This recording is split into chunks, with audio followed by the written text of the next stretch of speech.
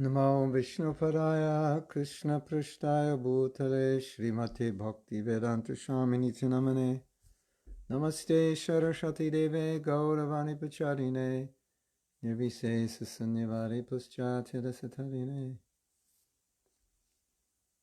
Om Namo Bhagavate Vasudevaya Om Namo Bhagavate Vasudevaya Om Namo Bhagavate Vasudevaya. So welcome to our daily morning Bhagavatam class. It is 8 o'clock here, East Coast of the United States, and I think 5 hours later in the UK, and 7 hours later in Russia, and 12 hours later in China, and 10 and a half hours later in India. And we've been reading from the third canto, 30th chapter, about how the non-devotees, yes. So yesterday was up to the 16th verse. So Kamini, that means we read the 16th. What did you say? She said last verse has to do 16th. So we have 3 more verses. We're going to be on the 17th verse. And we're reading about the unhappy condition of the non-devotee. We've also been discussing how, you remember yesterday we said Maya's a great makeup artist because she knows how to cover everything up so it looks fantastic. Hold on.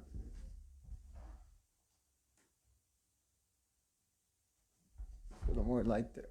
Yeah, so Maya knows how to put on makeup, so everything seems just fantastic when it's not, and that keeps us in the material world. And we also discussed how it's a long process to understand, even though we think we understand, it's a long process to recondition ourselves so no longer we want to play Krishna, we want to be controller and enjoyer. That takes time. And in order to speed up the process, Krishna makes the world not so perfect and sometimes very difficult for us, so that we just come to this point where we're saying, okay, this doesn't work. If it did work, maybe I could just be in Maya forever. But it doesn't work. And if you realize that it doesn't work, you are, excuse me, I have to clean the lens, you are fortunate. You have to remind me to clean the lens every day because I have very dry skin, and if I don't put oil on it, it flakes. And it goes in my ear, and then it becomes greasy, and then if I don't wipe it, then yeah. So I think one of the main thoughts from yesterday was that we can reflect on is that because we're still here in the material world and we still see this conditioning where it's sometimes difficult to fully imbibe Krishna consciousness, to fully just totally give up, purify the desire to control and enjoy. That means that definitely shows us it's a slow learning process. And if we have learned, we wouldn't have taken a body. Unless maybe some of you descended to preach, that could be. But if you didn't descend to preach, then that means we've taken birth because we haven't understood. And sometimes devotees say, why is it so difficult to understand? Well, after millions of lifetimes of not understanding, now we can understand why it's difficult to understand. Because we're used to, or we're accustomed to misunderstanding. One time, Prabhupada was speaking to a man, and the man, he didn't really get it, or he was objecting. Prabhupada said, try to understand, don't try to misunderstand. So that's also kind of a conditioned response. We tend to misunderstand. It's kind of like we're programmed to misunderstand. And You can see that in just when you're becoming Krishna conscious and you're trying to understand things, especially you see that when someone's new or when you were new. We misunderstand so many things. We just don't get it. So those were the two ideas we had. I think the main things that we discussed yesterday. Maya is making everybody look beautiful, making everything look good when it factually isn't, and that we don't get that. And that actually has been the theme for several days, because Prabhupada, you remember, in one of the purports, he was describing the covering potency of Maya. So that covering potency, it's called avaranatika. And so I compared that with a makeup artist. Maya's covering potency is makeup artist. And so even though it's made up well, we as devotees are supposed to think, no, that's not really beautiful. It's just makeup. It's not really like that.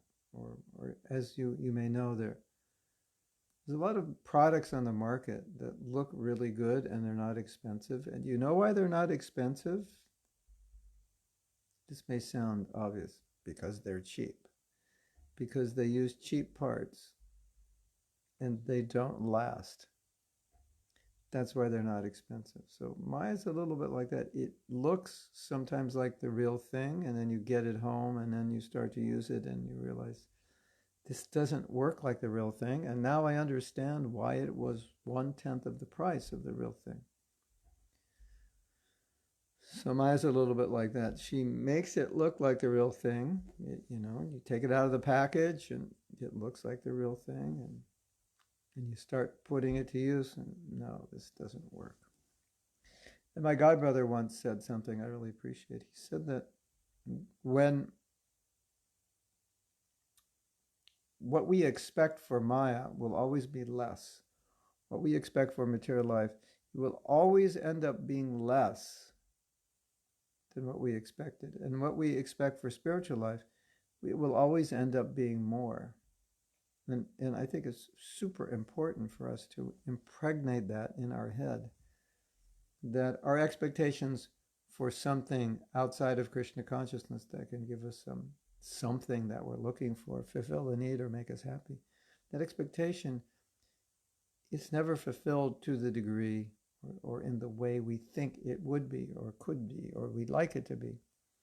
And Krishna consciousness always seems difficult, and maybe we think, well, if I do this, I won't be happy. But we always find it's the opposite. Krishna always shows us that he fulfills us beyond our expectations. So we know that, but we forget. So, okay, that's a little summary, and now we're going to begin with text 17. I think we'll see after 19 if we want to go further, but I believe after text 19, I think in text 19 he leaves his body, and then the text after that tell him what happens after he leaves his body.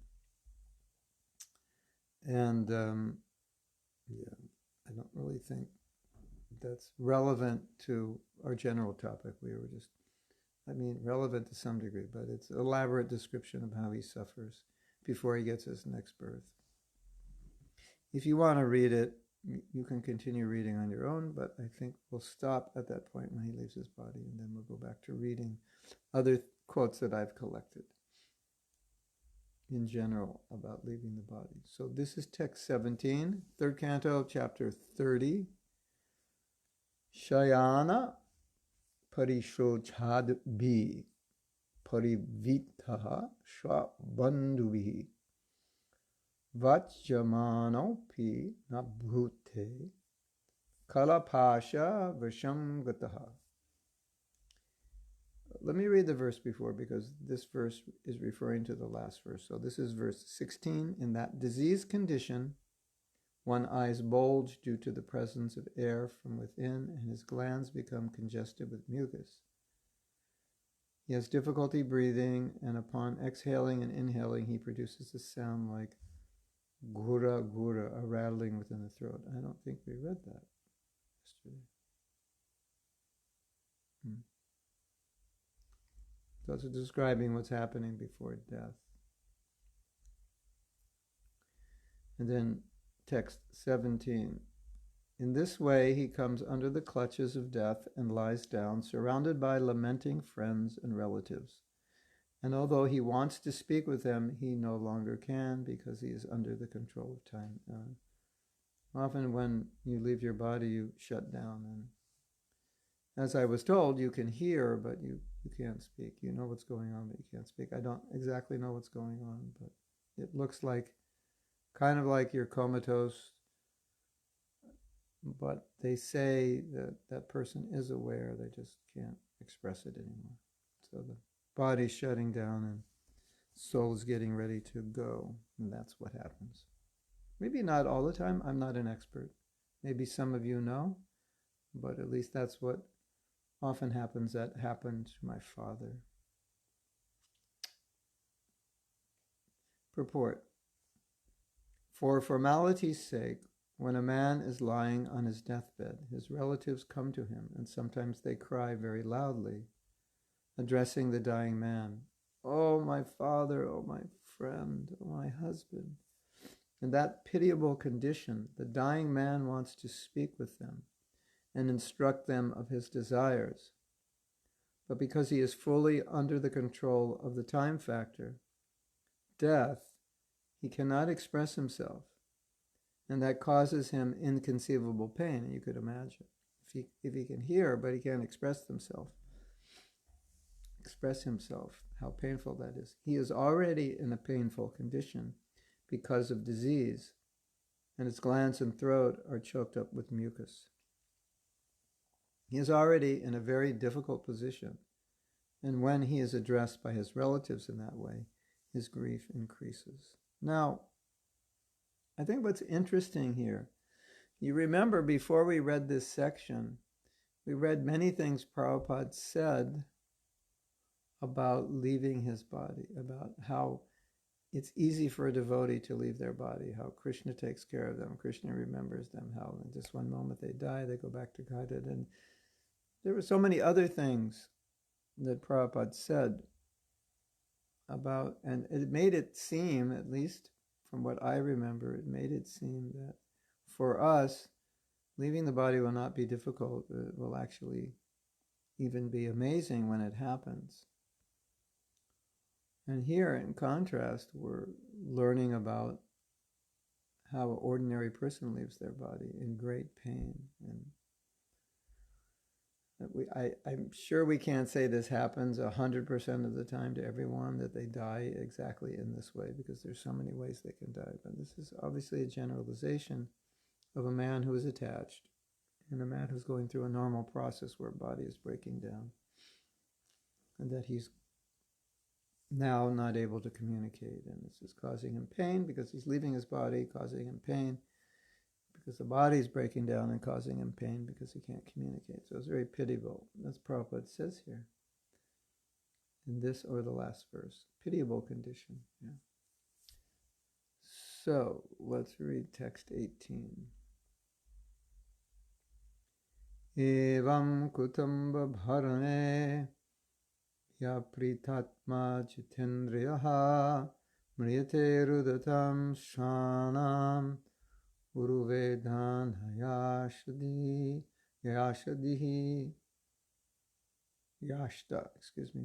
uruvedan hayashtadi. This is the translation to text 18. Thus, this is an interesting verse. This is this verse, it makes me think of a script to a documentary. And just listen to this verse, it's so interesting. Imagine it's a documentary, and it was a documentary on death, and it's describing the life of an ordinary person. Thus, the man who engaged with uncontrolled senses in maintaining a family dies in great grief seeing his relatives crying. He dies most pathetically, in great pain and without consciousness. Doesn't that read like a script from a, doesn't it? Read like a script from a documentary. Let me read that again. Thus the man who engaged with uncontrolled senses in maintaining a family dies in great grief, seeing his relatives crying. He dies most pathetically, in great pain and without consciousness. So this verse is so interesting because it doesn't relate to what he did in life, and the assumption that it's making, at least as I read it, is that whatever he did in life, if this is how he dies, it was all a defeat. This is how he ends up. So it says here, the man with uncontrolled senses. So it's describing an ordinary person. And so the connotation here is when an ordinary person dies, then basically it's a total failure. It's a pathetic situation, no matter what they had and no matter who they are, no matter what they achieved. It's like this verse is kind of like, it's like the doomsday verse. Now they're dying and their life was a total failure. Look at how they're leaving this world. Doesn't it read like that? Let me read it again. You see, what this verse was reminding me was, in the Prabhupada documentary, one of the documentaries, not the movie, but previously to that, it showed Prabhupada in his last days, and then he left, and then there was a statement about his life, like how his life was glorious and leaving was glorious, like everything was glorious. So a devotee's life is glorious, and even when they leave, it's glorious. But a non-devotee's life, even if it's glorious by the material estimation, it's definitely not glorious when they leave. And so this verse is describing that it's not a very glorious position.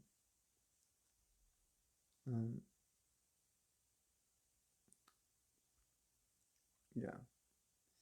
It uses the word pathetic. I think that's the best word. Okay. It's kind of like, what we've been reading, you're tested at the time of death, and this is like the ordinary materialist, and it's like, well, you just failed the test. This is really pathetic. Look at you, this is the final exam, and you're totally failing, and it's a very pathetic situation. And so it's kind of like the climax of your whole life is this. Now you leave in this very horrible situation. That's the kind of impression I get from this verse. So let's read the purport. In Bhagavad Gita, it is said that at the time of death, one will be absorbed in the thoughts which he cultivated during his lifetime. A person who had no idea a person who had no other idea than to properly maintain his family members must have family affairs in his last thoughts. That is the natural sequence for a common man. The common man does not know that the destiny of his life. Why can't I read today? The common man does not know the destiny of his life. He is simply busy in his flash of life maintaining his family. Now, this idea comes up a lot, and this takes some getting used to. I think most of us are used to it, but may question it. It sounds like what Prabhupada is saying here is that he sounds derogatory. Well, look at what this man did. He spent his life maintaining his family. And then you might think, well, that was good. He was a good father. He was a good husband. He dedicated himself to maintaining his family. And so it makes it sound like maintaining a family is a bad thing or a foolish thing or the wrong thing. And that's not what it means. And I think you understand what it means. It means that's all he did, and he's still absorbed in that. He didn't, once his kids grew up and once that was finished, then he didn't move to the next level to Varnaprasanyas. He didn't go in his life further. He had no spiritual life. So all he did was maintain his family. So it's not bad. It's just bad up that if that's what you do your entire life. Like Prabhupada, I don't know if you know this, Prabhupada wrote a letter to Mahatma Gandhi. I don't know if Mahatma Gandhi ever got the letter, but Prabhupada wrote him and said, you should give up politics and you should preach Bhagavad Gita. Because Prabhupada's idea was when a person gets old, no matter what they're doing, no matter how great their service is to their country or to their community, they should retire and dedicate themselves to spiritual life. And then Prabhupada said something interesting. He said, otherwise, it'll be very dangerous for you. He was predicting, as far as I understand, he was predicting that Gandhi would be killed or could be killed by political enemies. So he said, better, you're a religious man, better you preach Bhagavad Gita. So that's the idea. That's the Vedic idea. We're not saying it's bad to maintain a family. We're just saying if that's all you do, and that becomes your last thought, and then you end up in this very pathetic situation, absorbed. Oh, I'm leaving my body, I'm leaving my family. Then you failed. So that's the idea. At the last stage, no one is satisfied with how he has improved the family economic condition. Everyone thinks that he could not provide sufficiently. Because of his deep family affection, he forgets his main duty of controlling the senses and improving his spiritual consciousness. Okay, so that's the point Prabhupada's making. Let's read that again. Because of his deep family affection. So we've discussed this. Family affection is normal. Because of his deep family affection. In other words, it's so deep, that's all he's thinking of right now. Because of his deep family affection, he forgets his main duty of controlling the senses and improving his spiritual consciousness. So this is the point. So Prabhupada's not saying family life is bad and anyone who works hard to maintain his family is bad, is stupid, is wasting his life. He's just saying if that's all you do, or if by doing that, it completely deviates you from spiritual life. And you could apply that to anything in your life. If you get so absorbed in it that that's all you do, anything in your life, if it takes you away from Krishna, then what's the point? Even if you do it well, even if you're very good at it, and it took you away from Krishna, then we'd have to say that was a waste. So that's the point Prabhupada's making, that family attachment can so easily pull people into material life and keep them there. So he's always saying, be careful. But I would say, and Prabhupada said this, he said it was very interesting, and I think we read this a few days ago. He said, I've noticed in your country you don't have very strong family attachment because we all left our families and became devotees. And many of us didn't even tell our parents we were devotees. Some devotees didn't talk to their parents for 10 years after they become devotees. It's kind of strange, you might say. But Prabhupada noticed that and he said, well, that's good. You're not that attached to your family. But he later found that we were attached to other things, that maybe more attached to other things than he would have expected. So, when the Bhagavatam is talking about a family attachment, you might say, okay, I understand that, but I wasn't ever that attached. When I became 18, I left my family. I hated it there. I never really felt part of the family, etc., etc. Okay, that may be. But then we have to replace this with what it is you're attached to that could cause you to deviate or in any way becomes an impediment to your bhakti. Then that's the same principle. That's the same concept here. So that's how we can see it. So the point is very clear.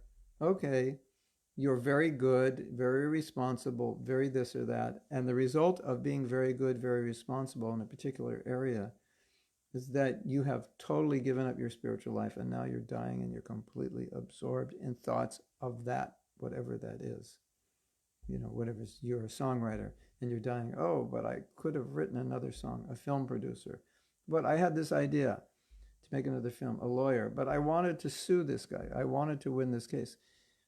This is actually the reality of what goes on for most people when, there's always something they wanted to do. Unless You're dying a slow death and your body's breaking down and it's very painful to be in your body and you just want to give up your body.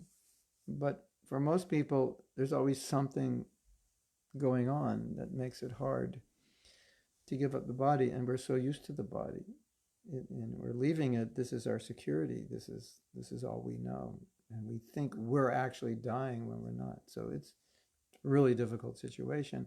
And Prabhupada's pointing out that this man's dying and he thinks he's dying because he doesn't have any spiritual knowledge. He's not dying. And everybody thinks he's dying. Everyone's in ignorance. The whole world's in ignorance. And I think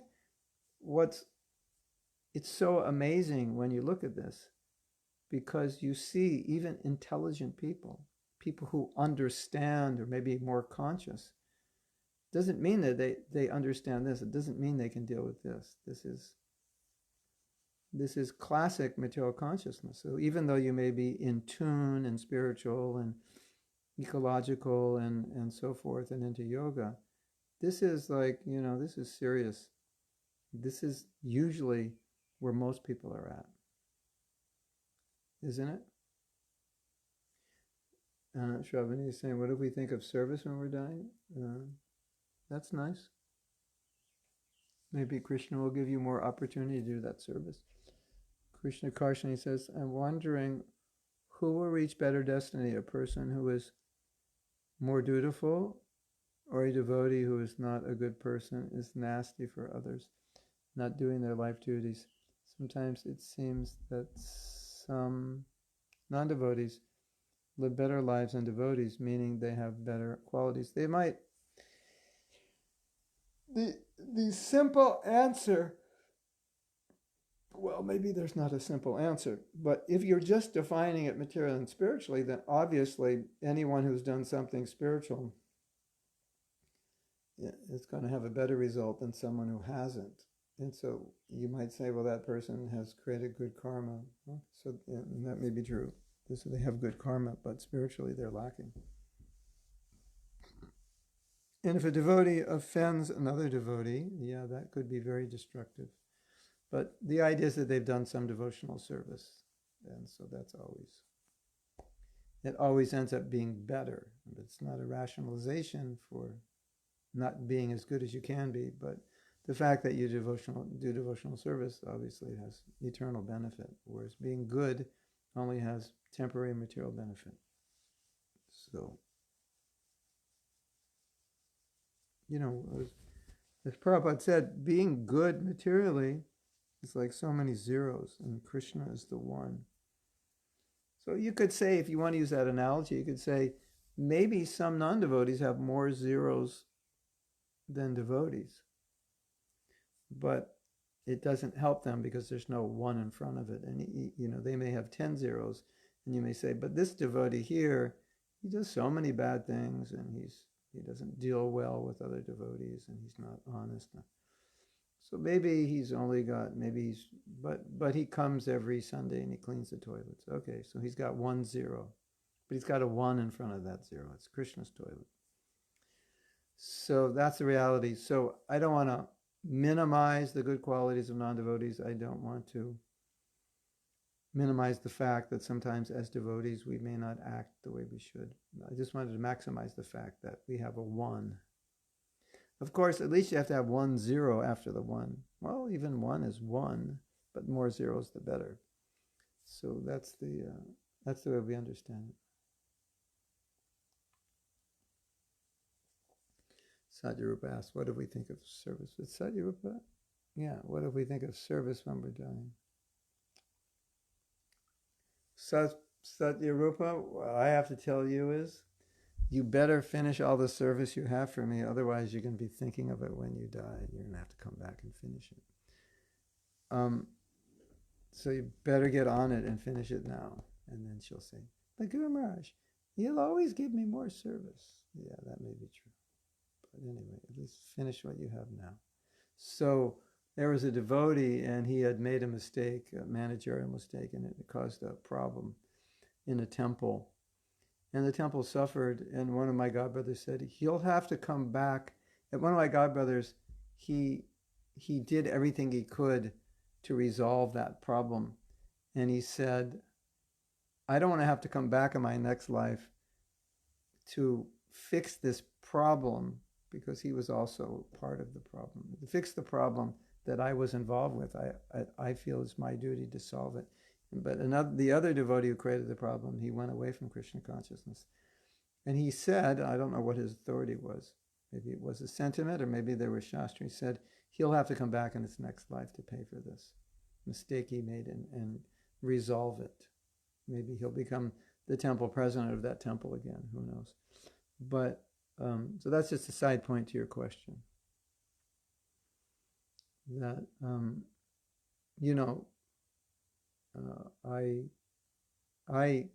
I was in Mauritius when we installed deities. And then we were supposed to build a temple for those deities, but it was taking long. And then I came back, and then somehow or other Krishna engaged me in being the temple president to help build a temporary temple and make temporary arrangements. And so I was able to do that. And after I did that, I kind of felt, okay, so, I was there when they were installed, and now they have a place to stay. And so I did my service. And then I was thinking, well, now we actually want to build a proper temple. This was temporary. And I was thinking, well, I wonder if they want me to come back and do that. And every time I kind of think about it or talk to devotees about it, there's really no strong indication that I meant to do that. But to get them back to that original, back to a temporary situation, there was a lot of arrangements for that to happen. So I was kind of in that mood, yeah, this is my responsibility. And Prabhupada was in that mood when he put a temporary temple up for Radharasa Bihari, and he promised him, I will build you a temple. So he really pushed that.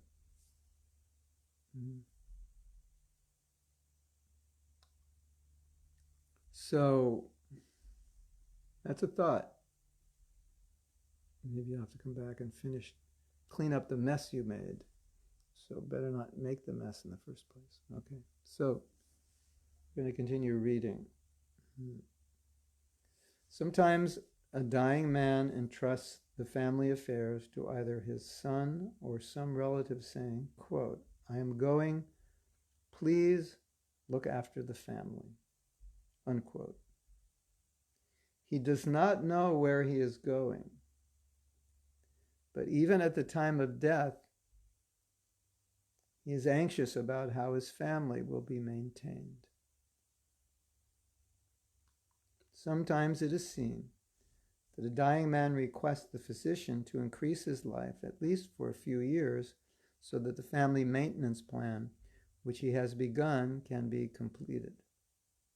These are the material diseases of the conditioned soul. So I think this is important, this statement here. These are the material diseases of the conditioned soul. So Prabhupada here is elaborating on the verse, just clarifying and expanding a little bit. And then he's making a conclusion. These are the material diseases. In other words, now, if you look at this from the material point of view, and I would think this is how most people would look at it who don't understand the Bhagavatam and the whole context of Krishna consciousness, say, well, he's a good father, he's a good husband, and so when he's dying, he's thinking about his family, so he's a selfless person. I mean, you could say that, right? He's thinking, okay, my dear son, here's the bank account, here's this, and make sure that everything is executed well. And, spiritual masters will do that. They'll sign wills, put their properties and income and so forth in the hands of disciples and so forth. And so it seems like, well, this is laudable, this is respectable. He's, even on his deathbed, he's thinking about his family. So from the material perspective, it does seem like he's a good father. He's responsible. He's trying to take care of business. And then from the spiritual point of view, isn't this interesting? From the spiritual point of view, it's saying this is pathetic. So I find that so interesting. It's showing this contrast that materially something can be respectable, something could be considered very good, honorable, responsible. And from the spiritual perspective, according to the time, place, and circumstance, it could be this very same thing could be considered pathetic. Don't you find that interesting? Yeah. This is part of the Bhagavatam is explaining, I think, something which most people have never heard and never think about. I find that quite interesting. Do you find that interesting, or am I the only one? Don't you find that interesting?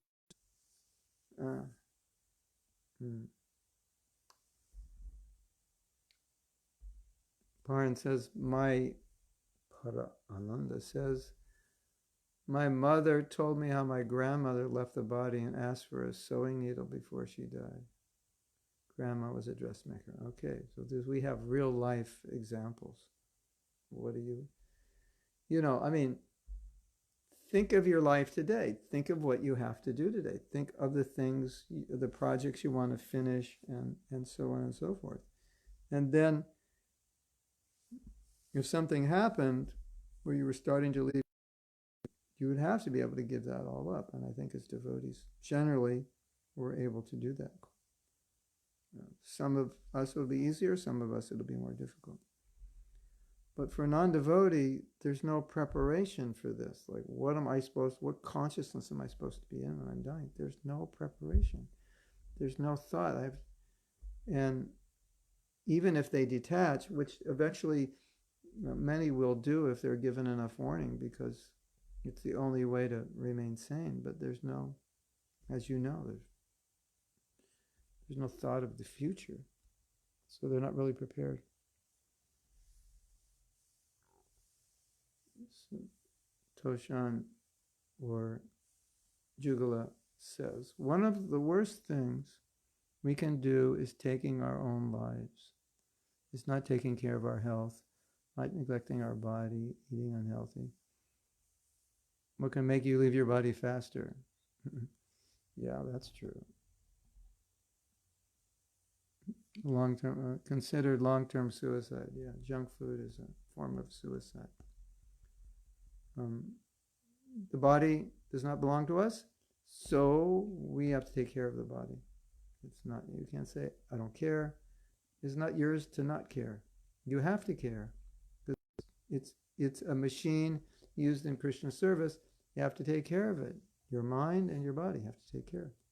It's not up to you to decide, and it's not up to you to feed your body junk. You don't have a right to feed your body junk because it's not your body, it's Krishna's, so you have to take care of it. That's how we look at it.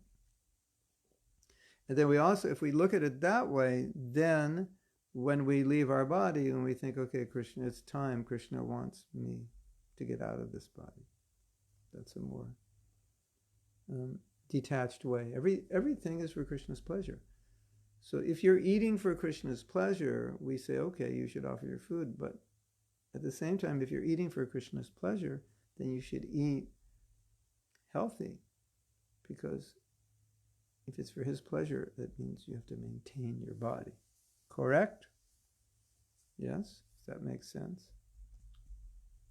I was thinking the other day of a visualization, and I think this is it can be very, very powerful and clarifying.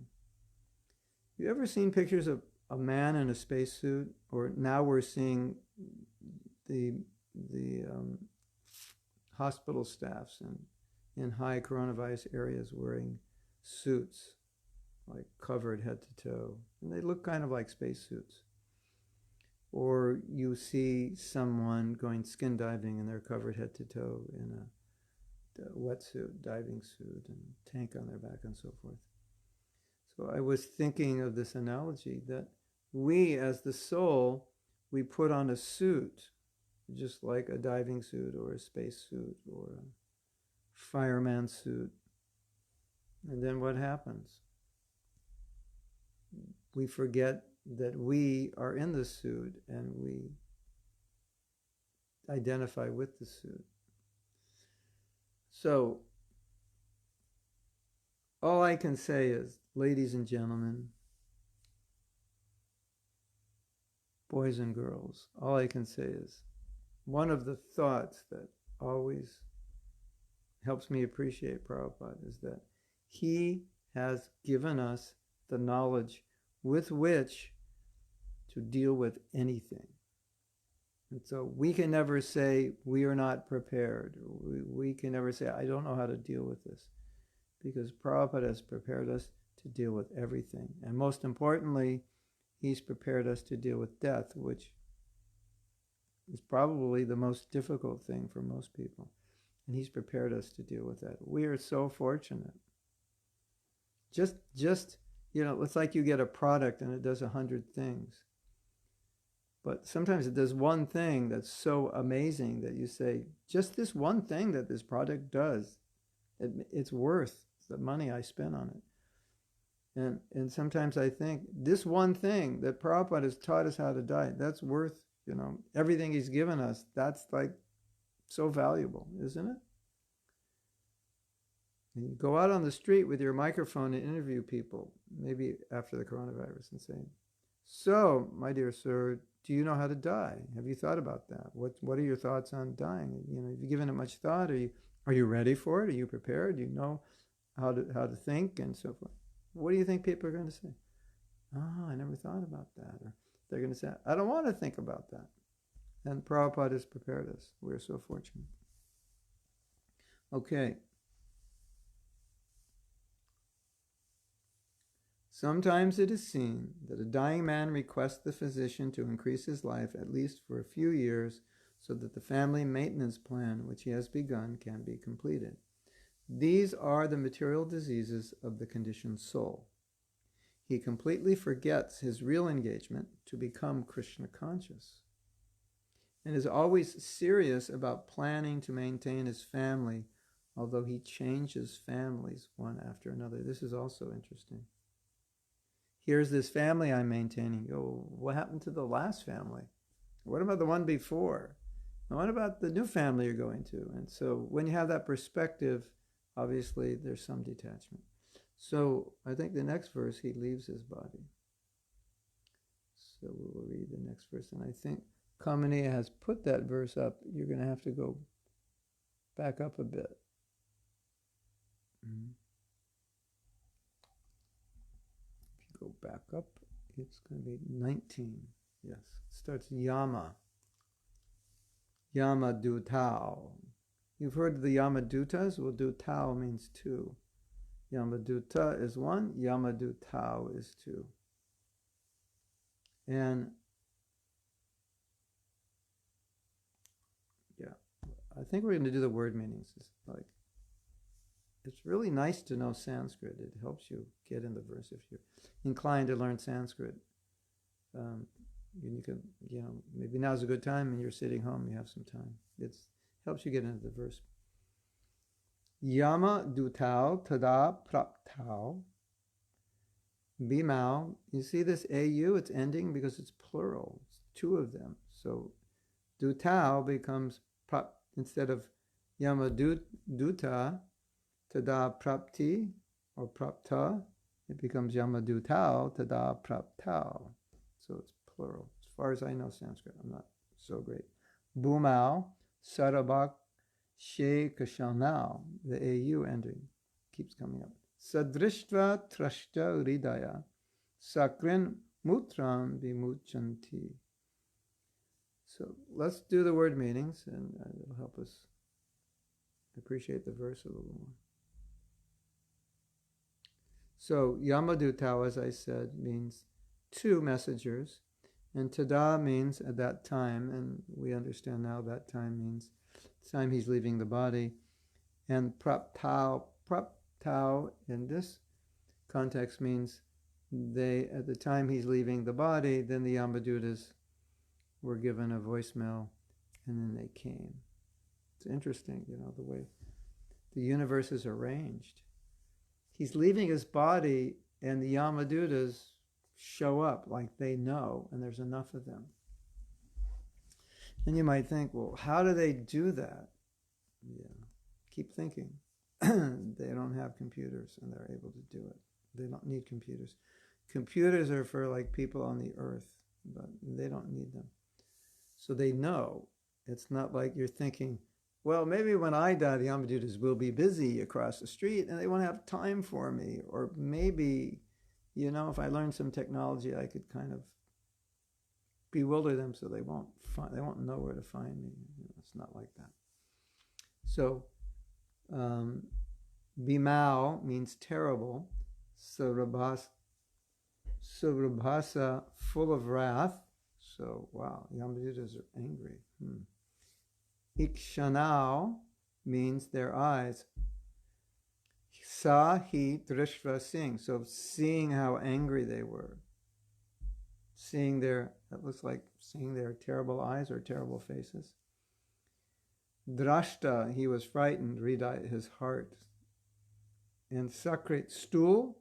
Mutram, urine. Vimuchati, he passes. So he sees their faces and sees how terrified they are, and he becomes frightened. And he begins passing stool and urine. Wow. Hare Krishna. Translation. At death he sees the messengers of the Lord of Death come before him, their eyes full of wrath.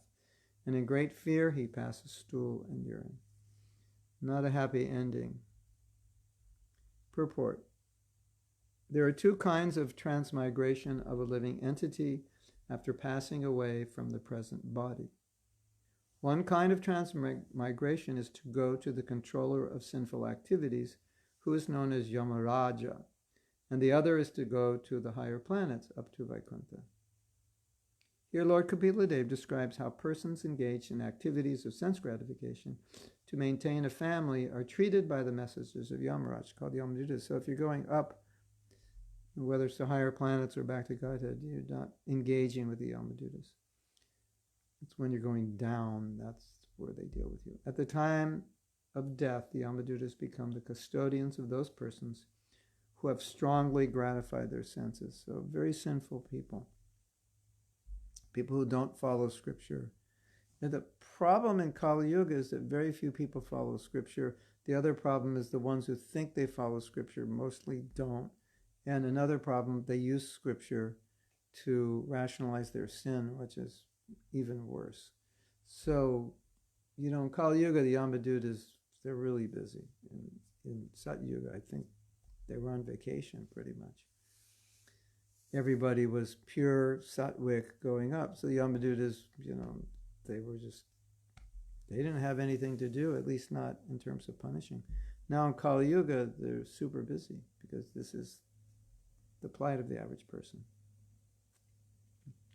At the time of death, the Yamadutas become the custodians of those persons who have strongly gratified their senses. They take charge of the dying man and take him to the planet where Yamaraj resides. The conditions there are described in the following verses. So,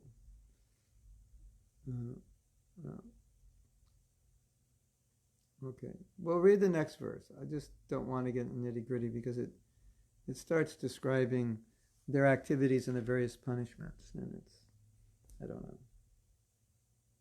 know. It's a PG-13 part of the Bhagavatam.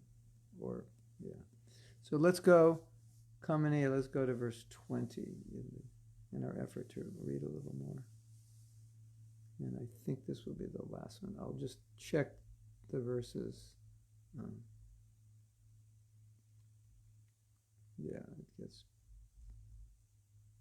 Okay, so this is verse 20. Yatana deha abritya pashar bandva gale bhalat nayato dhigham advanam dandyam raja bata yatha. This is text 20. You have 20 coming. I'm going just to check. Not yet. Anyway, just now coming, text 23. There it is. Okay. If you go down, she just put up the text. As a criminal is arrested for punishment by the constables of the state, a person engaged in criminal sense gratification. So here's interesting. You remember we read the other day about sense gratification, about eating and how we can enjoy sense. Was that this class we talked about enjoying sense, or was that another class? I get mixed up because I'm giving some other classes. And we talked about, there was a verse where Prabhupada talked about enjoying sense gratification. He used the word sense gratification. And he's talking about a devotee. I was thinking, well, what does he mean? Now, this was the verse this was the class we gave to the Russian devotees. It was a quote about, balance, how you have to have enough. So what Prabhupada meant is you have to have enough sense gratification to not go crazy, but not so much that you end up like this person.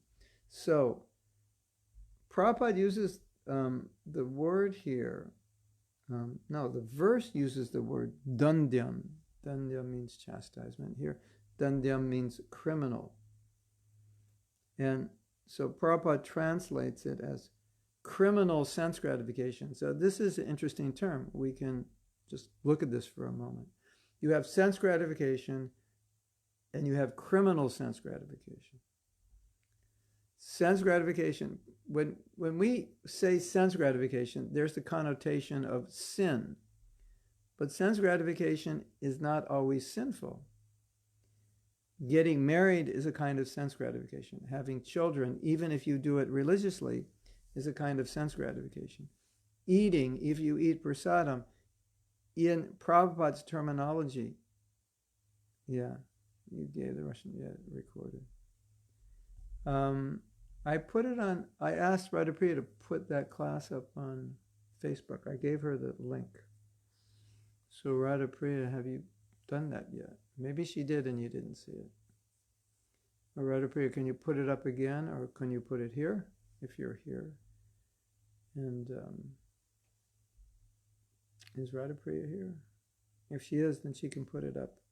But I did put it up on Facebook, but once I put it up on Facebook, I don't know how you get it like 3 days later, if you can find it. Is there a way to do that? If not, if you like, then we can put it out in our mailing list. It's just a link. Toshan's going to upload it, but Toshan just put on my Facebook page the link. He's going to upload it to YouTube, but just give them the link now. Can you do that? Yeah. It's going to be on YouTube. Then Radhapriya, just put the link on Facebook, because everybody doesn't go to YouTube. So put the link up on Facebook and then you'll have it. So it was in that class, there was a statement that Prabhupada made. Maybe I could, if you give me a second, I will see if I can find that statement, because it's so interesting and it's so relevant to this. I just have to search for the words sense gratification, and I'll read this to you.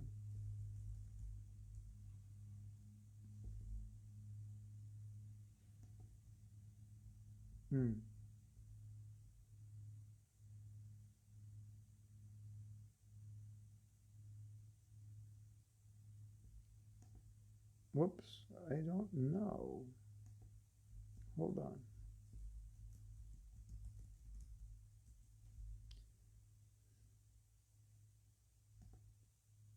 Oh, I don't know if I can find it. Let me see.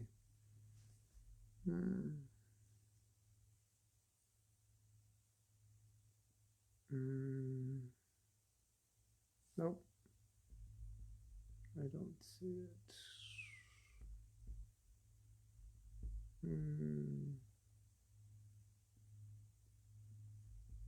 Hold on one moment.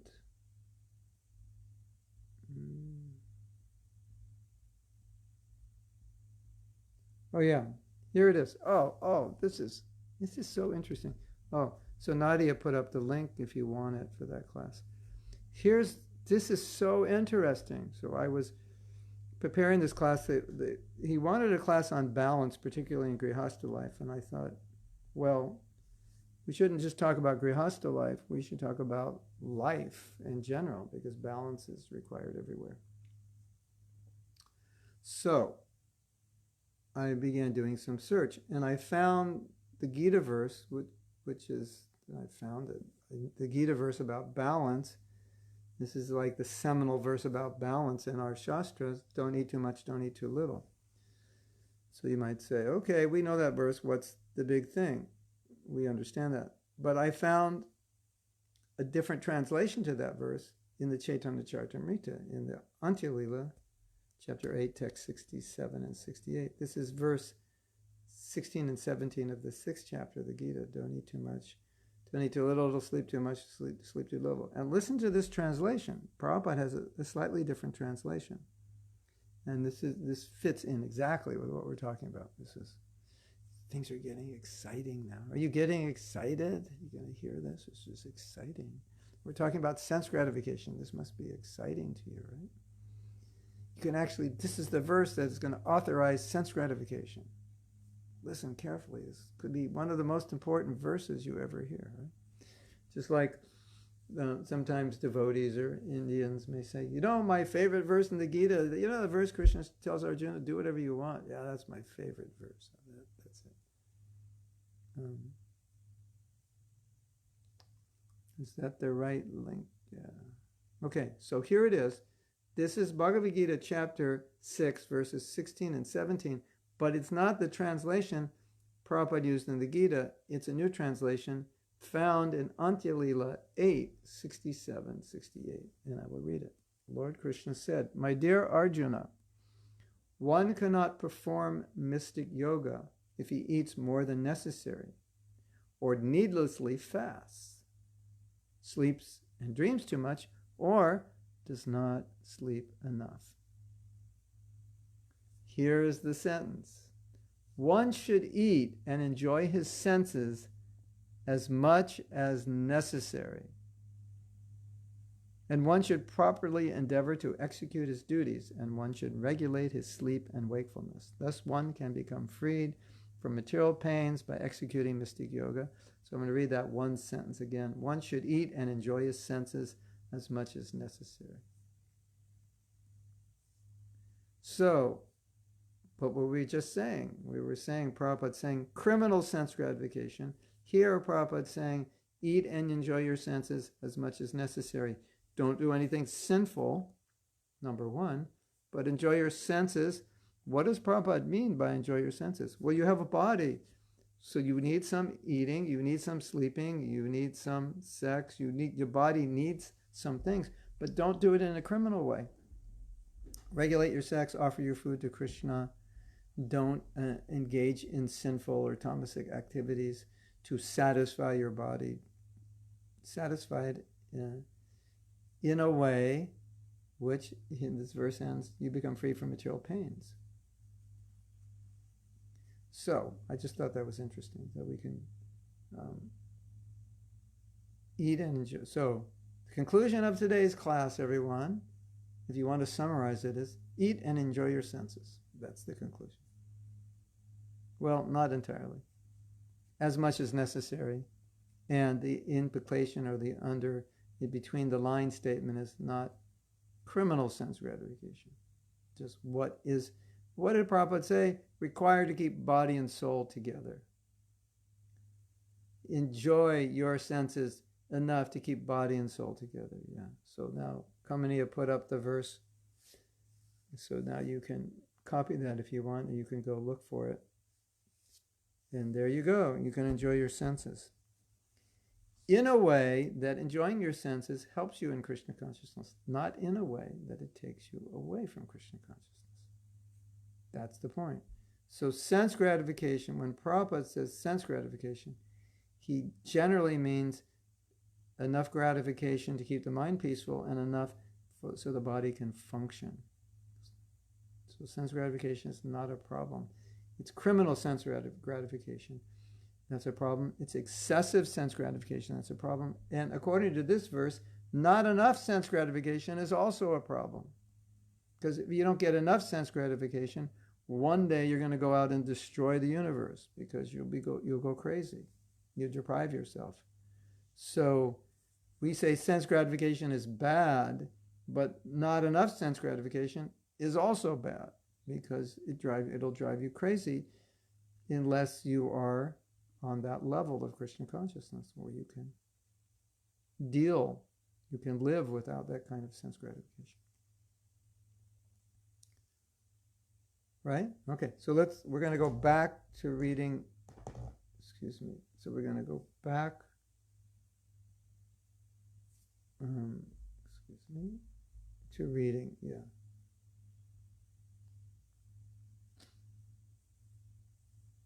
So read the verse again.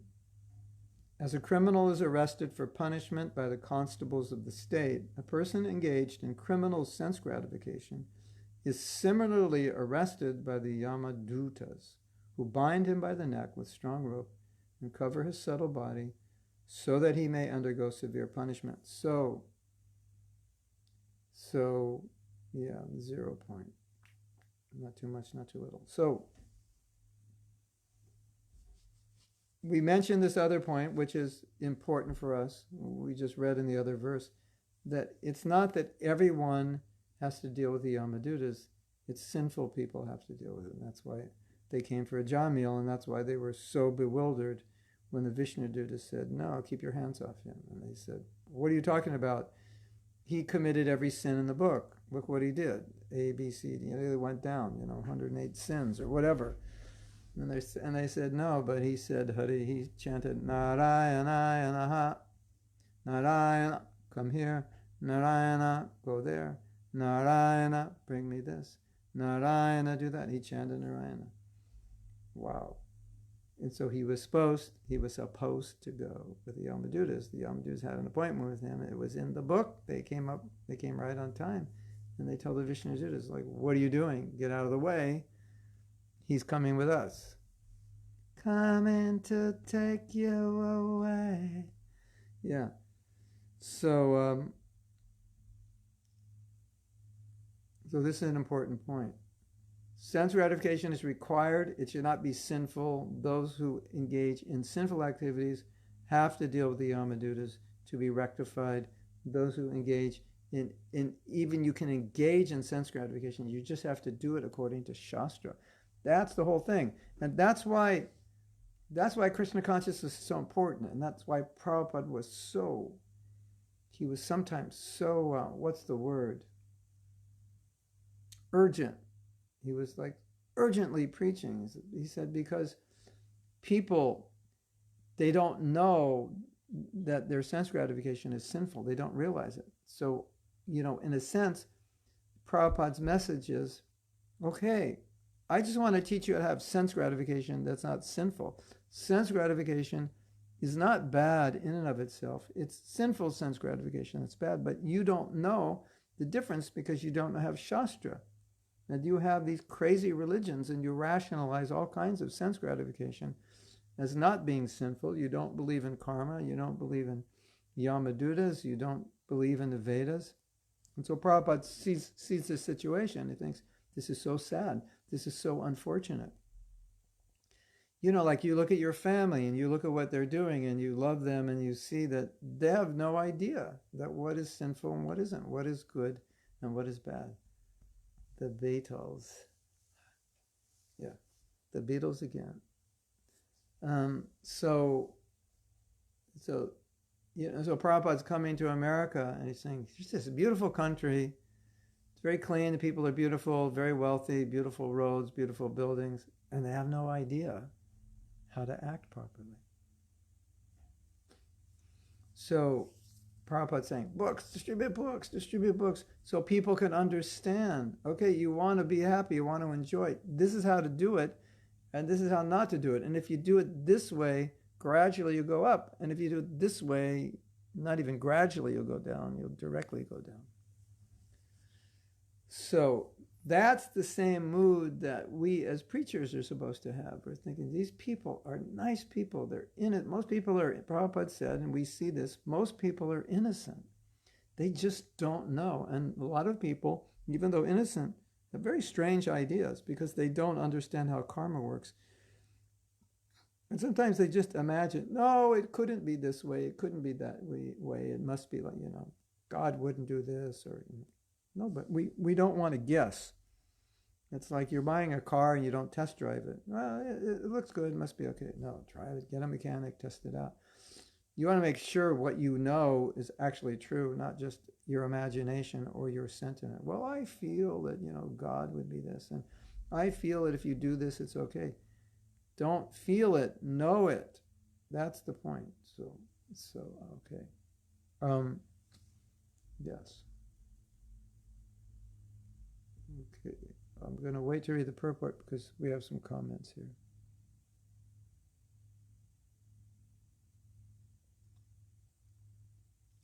Yes. So don't eat too much. Don't eat too little. That's the 0 point. What is too much or too little depends on you. Well, the Polish CC translation copy of the Bhagavad Gita translation will let them know. Let them read this one because this translation is enjoy sense gratification. That's important. Maybe they didn't want that. They thought if the Polish people read that, enjoy sense gratification, that'll be a problem. Who knows?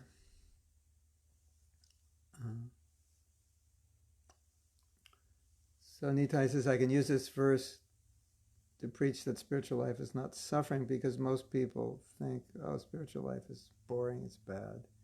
This verse you can preach, it's beautiful. Yes. Beautiful side of spiritual life because spiritual life is fun and joyful and we have real sense gratification. Yeah, this is,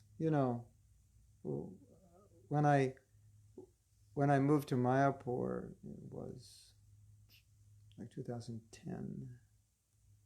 2000. Yeah. We stayed, the first time I stayed in Mayapur for an extended period of time was 2010. And after being there a few weeks, you know what I was thinking? Like every day I was thinking, this is real sense gratification. I mean, if you talk about sense gratification, this is it. This is transcendental sense gratification because everywhere you go in Mayapur, your senses are being bombarded with transcendental sense gratification. You get to see devotees, you get to see the deities, so your eyes are being bombarded. You get to see cows, you get to see holy places, you get to hear kirtan everywhere, classes, there's so many classes, so many seminars. You get to hear, you get to taste prasadam, you get to do kirtan. That was like, you get to hug devotees. So it's like I was thinking, this is it. This is like, doesn't get better than this. This is real sense gratification. It doesn't compare to the ordinary sense gratification. Krishna says, you're right that not enough sense gratification might be a problem. We can see it in our movement. Devotees who are too renounced become very bitter, which is a sign they're unhappy and they don't have enough sense gratification. Yeah. So here's the conclusion. If you're bitter, if you're unhappy, it means either you have too much sense gratification or you don't have enough sense gratification. So have you ever heard a sannyasi give a class and say, Prabhus, I think we need more sense gratification. I think the problem in our movement is there's not enough sense gratification. Could you imagine, the cane would come and pull him off of the asana, like in the old movies, They want to get rid of someone, so they take a cane around his neck and pull him off the seat, or pull him with them. Maybe I should do a daily quote about that. We'll call it, you need more sense gratification. Om Namo Bhagavate Vasudevaya. So today's verse, Prabhu's, encourages us to have more sense gratification. Are there any questions? Or thank you very much for listening. I hope you enjoyed the class. I've never heard such a class. But maybe sometimes we need such classes. Hey, you need more sense gratification. You're not getting enough. That's why you're miserable, angry, bitter, this and that. Okay, so we're exaggerating, but there is truth to that. And it's right in the Bhagavatam. where Prabhupada says, yeah, if you don't satisfy your senses when you're young, when you get old, it might be unhealthy for you because you're unfulfilled. So there is a science of detachment, which is you become detached by satisfying your senses, but you have to know how to do it in a way where you don't become attached. So that's this balance point. Okay, I need sense gratification. If I go too far, then my spiritual life goes down. And if I balance it, then my spiritual life goes up. So we have to know what that point is, where it's healthy, and at what point it's not healthy, either high or low, what's healthy, what's unhealthy. That's the idea. So sense gratification is not bad. When it's sinful sense gratification, it's bad. And when sense gratification, even if it's not sinful, becomes an impediment to Krishna consciousness, then it's bad. And you can see in your own life, when you have what you need, you're like satisfied. Then you can fully dedicate yourself. You can give yourself to Krishna consciousness. And like one time Prabhupada said, this amazing statement Prabhupada said.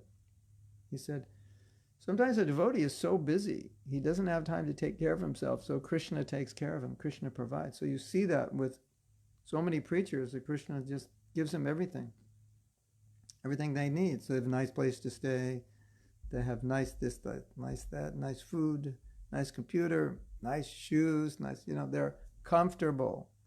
So they don't see it as sense gratification. They just see I'm like comfortable so that now I can totally give myself 24 hours a day to Krishna. So that's kind of, devotee thinks, okay, I need sense gratification. Why do I need it? So I can give 24 hours to Krishna. So I can do austerities. So I can get up early, chant my, that's the difference, right? So when your sense gratification leads you into 24-hour service, surrender, then it works. But if it leads you away from Krishna, or it leads you to unhappiness, then it's material. So that's the idea. So I think I'll do a daily video on, we need more sense gratification. But I think ultimately also, we want to keep in mind that Krishna consciousness is really the highest sense gratification. Like sometimes you'll hear a kirtan and you'll feel amazingly satisfied. Or you participate in a kirtan, you feel amazingly satisfied. You hear a class and you'll be so stimulated and so satisfied and so happy.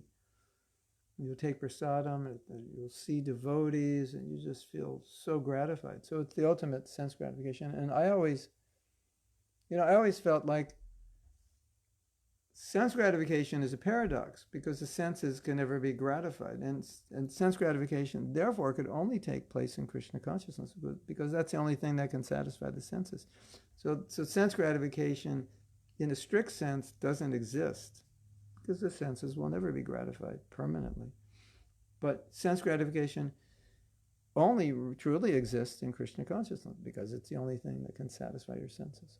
But when Prabhupada talks about sense gratification, we understand that he means satisfying the basic needs physically, emotionally, and so forth, so that we can then give our lives to Krishna. So that's the point.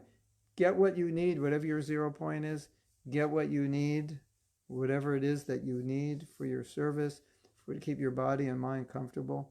Get it, and then now give everything to Krishna. Just surrender everything to Krishna. Now you're peaceful. Can you give me your question again regarding the Yamadutas? Yeah, I didn't see it. Can you just copy and paste it here? Then we'll get to it. The good old Yamadutas. Make sure you wear your neck beads, because when they see your neck beads, they're going to say, devotee, next room. But I have a joke about that. We can do a little play. So the Yamadutas get to you, and they see your neck beads, and they go, oh, devotee, next room. And one of the Yamadutas says, yeah, they're wearing neck beads, but I don't really think they're a devotee. I mean, look at what they did in the name of Krishna. They did this and that, So, you might read that, the Yamadutas won't touch you if you have neck beads. Maybe not, but you actually have to be a devotee. You have to actually engage in devotional service. It's not like, okay, just put on some tilak and neck beads, we're good. Vaikuntha airplane will now appear at my door. Maybe not that easy. Maybe you actually have to be a devotee, right? So, all right, I'll go back and look for your question. I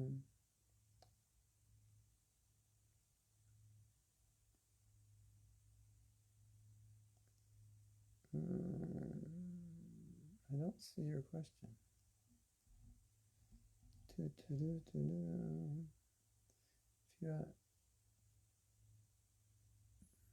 Oh yeah, here it is. I got it. It is said, if someone chanted the holy names, the Yamadutas won't come for this person at the time of death. What about those who gave up Krishna consciousness and offending devotees or Krishna? Are they still safe? Well, of course, these questions are a little difficult to answer because ultimately it depends on Guru and Krishna and how, sometimes, someone's offending a devotee, okay. But you also have to look at what they did and how did they endear themselves to their spiritual master and Krishna and all the service.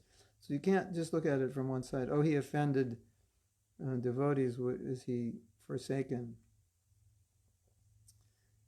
A lot depends on the mercy of Prabhupada, the mercy of the Guru, because it's like this morning I was reading about Nalakuvera, Manigriva, and a devotee had written me a letter. He was asking about them. He said, how is it? Did they do anything to get Narada's mercy? And in my study of it, I found no evidence other than Narada thought they're sons of Kuvera and they shouldn't act this way. So I'm going to teach them a lesson. But there was no indication that there may be in other shastras, but what I read so far, there's no indication that they deserve this. And the only indication was Narada decided to be merciful. So that's it. So, if Prabhupada wants to come, your Guru Maharaj wants to come at the time of death, no matter what you did, nobody's going to stop them. But I think it's important to recognize that even offenders, at least I've seen it with Prabhupada, they may be somewhat offensive, but Prabhupada's also looking at the service they did and the surrender to him that they had. And we heard a story where this devotee I think actually had become a drug addict or a drug dealer. He'd left Krishna consciousness, gave it up. Wasn't even trying to remember Krishna. And Prabhupada came to him at the time of death to save him. And in one lecture, Prabhupada said, don't make me come to the prostitute house to save you. So offend devotee, sinful activity, anything can happen. And then the last thing we learned from the Jamil story said he was offensive. He was sinful. Of course, you're asking if he's offensive. So definitely we can say if someone's sinful, chanting the holy name will remove that sin. If he's offensive, that ultimately, it's difficult to answer. But I was just answering based on what I've seen. And I just posted something about that.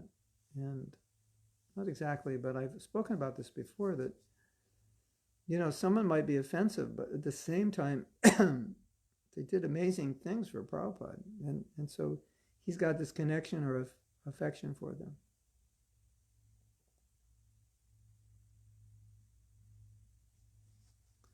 So, we don't know. We don't know because, technically speaking, offender will suffer. But I think it's an entire equation, Or they're offending, but they're still doing service. And they've done, he's an offender, but he just gave his guru $100,000 to build a temple, so his guru is very pleased. It's a bit of a mathematical equation. And so it's what's more prominent, their offenses or their service, So I think, it's hard for us to say because we're not making the judgment. But all we can say is don't be offensive. don't take your chances. You know, you want to take your chances and be offensive? I wouldn't recommend it.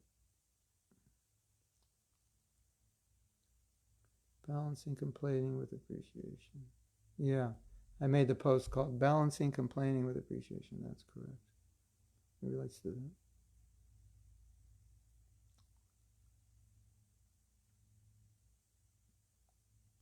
Yeah.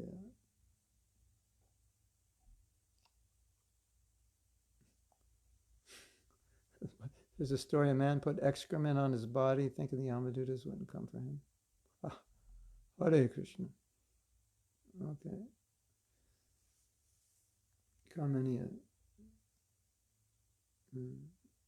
Yeah. Okay. Someone chanted the holy name, the Yamadutas won't come for this person. What about those who gave up? Don't find out. Just don't offend devotees. And so there's an article called Balancing Compassion with Appreciation. I put it on Facebook. It relates to this.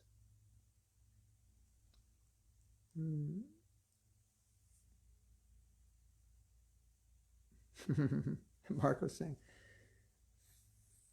take your money, 50% to the family, 25 for ourselves, 25 for emergencies. So he's saying, what about sense gratification? I don't know. 25% sense gratification? Not exactly. Your sense gratification is going to vary according to individual, what they need, how much sleep they need, how much eating they need, how much nice things they need. The principle is you minimize it according to what you need, and you know, your minimization, my minimization may be different. I may need more, I may need less. So that's the idea. Okay.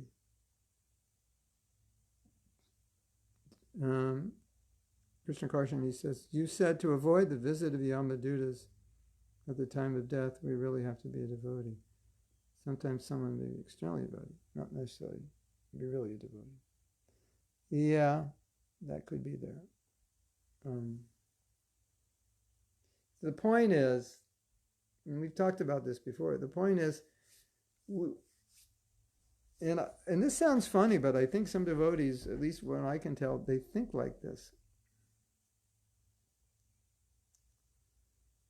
They think, okay, is it okay if I do this? And what about, can I do this and be, is it allowed? And if I do this, will I still be Krishna conscious? And how much of this can I do? And, you know, it's like we're looking for loopholes. The idea is eventually we want to come to the point where everything for Krishna, nothing for myself. That's the goal. So we don't want to look for loopholes. Right? We don't want to look for loopholes. It's just like, you know, is it okay to do this? Can I still be Krishna conscious? That's sometimes we have to ask that question because it's something we need. But we shouldn't ask that question as, can I do this? I'd like to do it. I don't need to, but I'd like to. Is it okay? That's not the direction we want to go. We want to go more in, take what you need, live simply. Don't use more than you have. That's the idea. Okay, so let's read the purport. We have 7 minutes. So we go back. I have to go back up if you want to read along with me.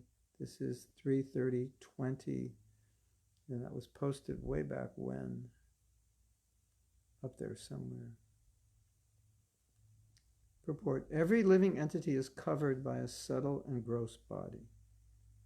The subtle body is the covering of mind, ego, intelligence, and consciousness. So usually Prabhupada says mind, intelligence, and ego is a subtle body, and here he's adding consciousness, which is interesting. Because you might say consciousness is fundamental, or consciousness is transcendental, but Prabhupada's meaning the manifestation of consciousness, not the source of it. It is said in the scriptures that the constables of Yamaraj cover the subtle body of the culprit and take him to the abode of Yamaraj to be punished in a way that he's able to tolerate. In other words, he doesn't have a body, so they're taking him in the subtle body. So he's aware of his identity. He has that false ego identity, even though he doesn't have a body. But he's aware that he exists. And a key here is he's being punished, and Prabhupada says he's being punished in a way he can tolerate, and he's being punished to realize his sin and also to prepare him for the next body. He does not die from this punishment, because if he died, then who would suffer the punishment? Then there's nothing to die, really. It's not the business of the constables of Yamaraj to put one to death. In fact, it is not possible to kill a living entity, because factually he is eternal. He simply has to suffer the consequences of his activities of sense gratification. So he's already died, left his body. So they're taking him, he's getting the result of his sinful activity, the so-called, it's so interesting, so-called enjoyment, right? You enjoy, and the result of that is you suffer. So what kind of enjoyment is that? The process of punishment is explained in the Chaitanya Charitamrita. Formerly, the king's men would take a criminal in a boat in the middle of the river. They would dunk him by grasping a bunch of his hair and thrusting him completely underwater. And when he was almost suffocated, the king's constables would take him out of the water and allow him to breathe for some time, and then they would again dunk him in the water to suffocate. This sort of punishment is inflicted upon the forgetful soul by Yamaraj, as will be described in the following verses. So we won't read the following verses, but what Prabhupada is saying is that they put him through suffering, and then he goes through some difficult situation. Something he can tolerate, but it's a kind of suffering as a consequence, karmic consequence of his sin.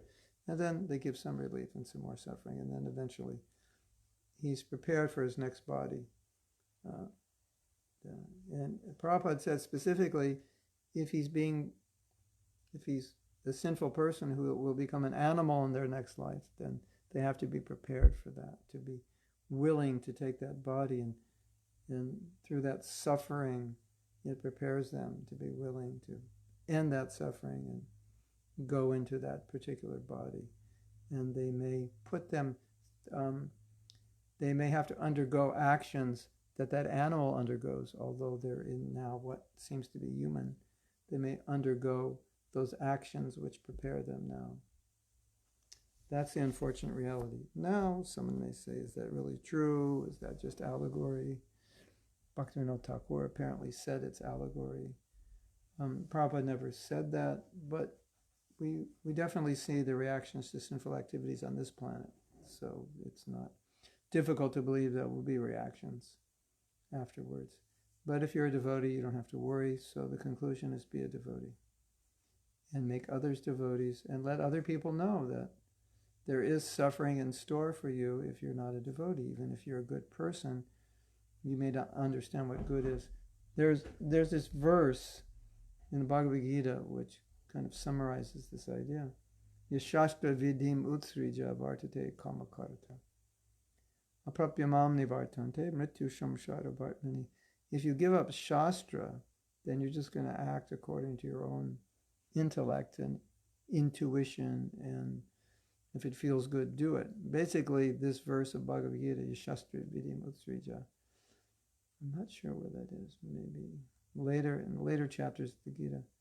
It's basically the if it feels good, do it verse. That's what Krishna's saying. So if you want to just do whatever feels good, you'll do that because you don't have Shastra. But if you do that, you'll never achieve me, and then you'll remain on the path of birth and death. So, if it feels good, do it. It may work in the moment, but in the long run, it's not a good plan.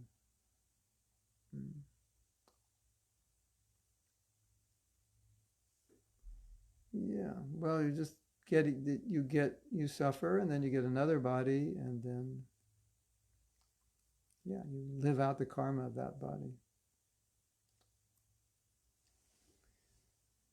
The interim period is when, Shavani is saying the interim period is when, you can read it in the Bhagavatam. You want to continue reading this chapter, you can read. I won't read it. There is some interim period. preparing. But not for you. No preparation for you. Only back to Godhead, or in Krishna Lila, or in no suffering, no Yamaraj. But for others, they have to undergo some small. I don't know how long it is. I haven't read that section, but it's there in the Bhagavatam. You can read. It may be just a few moments. It just seems like longer. I can't remember. Okay, it's now 9:30, so we're going to end. And today at 5 p.m. Eastern Standard Time, which is New York time, we're going to have a class. And this is the class on the 10 habits of highly ineffective people. And last week we did habit number 1, which was they don't like themselves. And there's still 9 more habits, so you're all welcome to come. And we will see you there. And Hare Krishna to all of you. Thank you for joining. Nice to be here with you, and we'll see you later if you'd like to join. Srila Prabhupada ki jai.